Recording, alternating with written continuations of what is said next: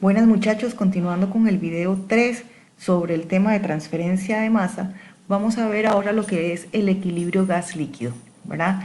Para ponerles un ejemplo, nosotros estamos acostumbrados a tomar bebidas gaseosas. ¿Por qué gaseosas? Porque sabemos que dentro del líquido hay una cantidad de gas que está contenido, ¿verdad?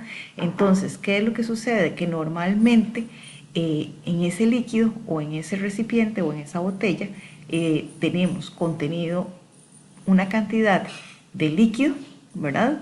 Y tenemos una cantidad de CO2, ¿verdad? Que es el que se utiliza en estas bebidas carbonatadas. Normalmente están contenidos en un recipiente con cierta presión. Y cuando nosotros los abrimos, ¿verdad? Pues la presión atmosférica es menor que la presión que hay dentro de este recipiente y entonces se libera el gas por un efecto de cambio de presión. Entonces, para que se ubiquen en un ejemplo más aplicable a la carrera, por ejemplo, cuando tenemos un bioreactor o un fermentador, ¿verdad? Recordemos que ¿qué es lo que vamos a tener? Vamos a tener un reactor, ¿verdad? Otra vez es un recipiente donde vamos a tener una cantidad de biomasa, digamos que con una cantidad de humedad, ¿verdad? Y va a estar en contacto o en equilibrio con una superficie gaseosa, ¿cierto? Entonces, ¿qué es lo que sucede en estos bioreactores? Pues en este caso es un reactor aeróbico, o sea, que es un reactor que va a trabajar con oxígeno, donde nosotros vamos a inyectar ese oxígeno. ¿Cómo o de qué forma? Por medio de aire, ¿verdad? Porque es la forma más barata. Y entonces con este agitador vamos a lograr que haya pues cierta homogenización en este sistema. Entonces vamos a tener que al inyectar este oxígeno, ¿verdad? Este aire, vamos a tener una cantidad o una presencia de oxígeno dentro de la biomasa, que este oxígeno lo que se va a encargar es de generar las reacciones de oxidación y que va a estar en equilibrio con el aire que hay dentro de este bioreactor, ¿verdad? Y va a haber una cantidad de oxígeno disuelta tanto en la biomasa húmeda como en el aire contenido, ¿verdad? Y entonces hay un equilibrio gas-líquido, ¿ok? Entonces, vean que lo que estábamos hablando hace un momento, si lo vemos de forma pues gráfica, ¿verdad? ¿Qué tenemos aquí? Que la especie A sería el oxígeno, está contenido en lo que era la biomasa húmeda, ¿verdad? Y con respecto a lo que era el aire dentro del reactor, ¿verdad? O el gas está constituido por el ¿cómo se llama? La fase gaseosa está constituida por el aire. Entonces vean que estamos teniendo digamos que tres especies químicas o más, porque la biomasa es algo bastante complicada, ¿verdad? Pero digamos que el líquido corresponde a la biomasa, el gas corresponde al vapor y la especie A en este caso, digamos, es el oxígeno, ¿ok?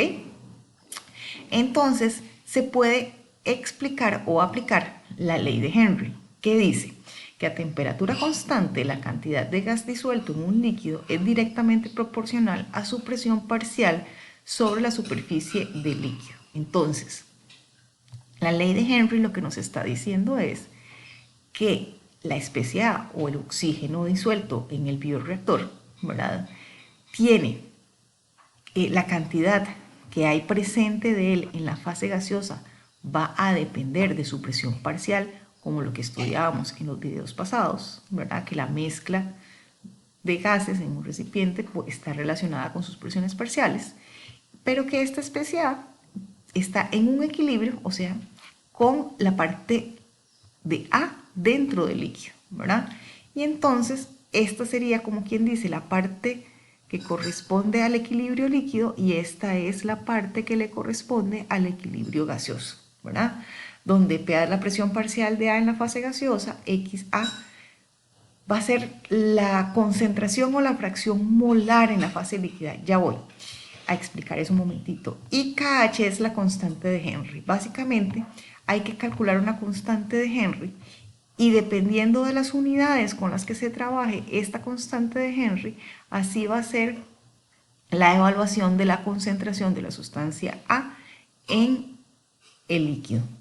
Entonces, Para explicar un poquito esto nada más, o la relación de la ecuación de Henry, tenemos que un gas está en un equilibrio donde hay una cantidad de este gas en la fase gaseosa y hay una cantidad de este gas en la fase líquida, ¿verdad? ¿Qué sucede? Cuando aplicamos presión, ¿verdad? Entonces, o cuando aumenta la presión parcial de A, ¿verdad? Entonces hay una mayor cantidad de A o de CO2 en este caso dentro del recipiente y entonces provoca que haya una mayor concentración de A dentro del líquido, ¿verdad? Vean que esto es directamente proporcional. Estas dos variables son directamente proporcionales. Y igual, esto lo único que permite es observar que ahora si duplicamos todavía la presión parcial de A, pues todavía va a aumentar la solubilidad de A en el líquido, ¿ok? Este es un gráfico para calcular la constante de Henry en gases, ¿verdad? En gases solubles en agua. Vean que la constante de Henry depende de la temperatura, ¿verdad? Conforme cambia la temperatura, va a ir cambiando la constante de Henry. Este gráfico lo que permite evaluar es la constante de Henry para estos gases que se están estudiando aquí, ¿verdad? Disueltos en agua a diferentes temperaturas, ¿ok? Entonces, para ejemplificar esto, tenemos, determine la concentración de oxígeno disuelto en un litro de agua en equilibrio con el aire si la presión parcial del oxígeno es 21 atmósferas. Evalúe con una temperatura del agua de 5 grados centígrados y de 25 grados centígrados. Entonces, vean que lo que hacemos es utilizar el cuadro anterior, ¿verdad? Ubicarnos en la temperatura de 5 grados y ubicarnos en la temperatura de 25 grados. Vamos a calcular la constante de Henry por medio de un método gráfico, ¿verdad? Entonces vamos a tirar una línea de la temperatura de interés hasta la curva del gas que me interesa, que en este caso es oxígeno, ¿verdad? Y vamos a intersecarlos para encontrar en el eje Y la constante de Henry, ¿verdad? Y entonces aquí se puede apreciar, ¿verdad?, que no llega a 30.000, sino que es un poquito menos. Y vean que aquí pues está muy cercano, ¿verdad?, a 45.000, ¿verdad? Entonces, vamos a hacer la evaluación a 5 grados centígrados. Del gráfico vamos a obtener la constante de Henry, que le pusimos que era 2,9 por 10 a la 4. Vean que en el gráfico las unidades con las que se trabaja la constante son atmósferas entre mol de oxígeno por mol de agua, ¿verdad? Y la ley de Henry es esta, de tal modo que lo que queremos, como ya tenemos la constante y ya tenemos la presión parcial que nos habían dicho que era de 0.21, entonces lo que queremos calcular ahorita va a ser la fracción molar del oxígeno, ¿verdad? Entonces, sustituimos y nos va a dar que es igual a 7,24 por 10 a la menos 6 moles de oxígeno entre moles de agua. Esto es una fracción molar. Nos preguntaron que cuál era la concentración de oxígeno. Entonces, la concentración de oxígeno, vamos a coger el resultado anterior, lo vamos a multiplicar por el peso molecular de cada una de las especies, o sea, 32 para el oxígeno, gramo por mol, y 18 gramos por mol para el agua, ¿verdad? Y entonces aquí ya ya no tenemos mol, ya no tenemos una relación molar, sino que ahora tenemos una relación másica por gramos. Lo multiplicamos por la densidad del agua y aquí hacemos y cambiamos de gramos a miligramos y de mililitros a litros y nos da 12,9 miligramos por litro. Recuerden que las concentraciones de gases son muy pequeñitas. Los gases, la masa de los gases es muy pequeñita, ¿verdad? Por eso las unidades están en miligramo por litro, ¿ok? Para evaluar a 25 grados, pues hacemos realmente el mismo procedimiento, ¿verdad? Aquí, disculpen, aquí me falta cambiar estas constantes a 25. Pero los resultados sí están bien, es 4,45, ¿verdad? De acuerdo a lo que obtuvimos en el gráfico. Otra vez sustituimos en la ecuación de Henry, ¿verdad? Obtenemos un valor de 4,72 por 10 a la menos 6 moles de oxígeno entre moles de agua. Esto llegamos y le hacemos la misma transformación para obtener al final 8,4 miligramos de oxígeno por litro de agua, ¿verdad? Vean que si ustedes lo revisan con respecto a la filmina anterior, teníamos que a 5 grados centígrados la concentración era 12,9 y ahora que estamos a 25 grados centígrados la concentración disminuyó. Y entonces ustedes me van a decir, pero profe, cuando yo disuelvo el azúcar en el café, se disuelve más fácil que si yo trato de disolver la azúcar en un fresco que estuvo, digamos, en la refrigeradora, porque normalmente la temperatura favorece, digamos, la solubilidad. Eso es cierto, ¿verdad? Yo no les voy a decir que no. Eso es cierto, pero eso es un equilibrio sólido-líquido. En este momento estamos en un equilibrio gas-líquido. ¿Qué es lo que está sucediendo? Vean, cuando la temperatura se incrementa, provoca que el gas se escape del líquido con mayor facilidad hacia la superficie. Entonces, en este caso, la temperatura va a provocar una disminución de lo que sería la solubilidad.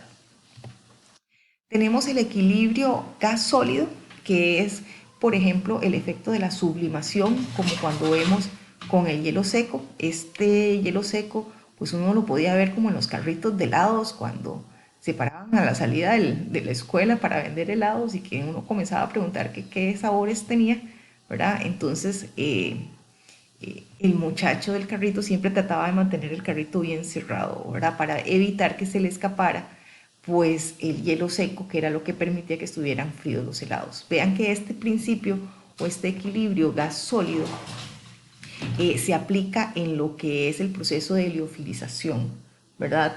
Que en este proceso vamos a manejar una materia prima que la vamos a congelar y que posteriormente va a ser colocada en un sistema al vacío refrigerado, ¿verdad? Entonces, este tipo de equilibrio se aplica en esos procesos.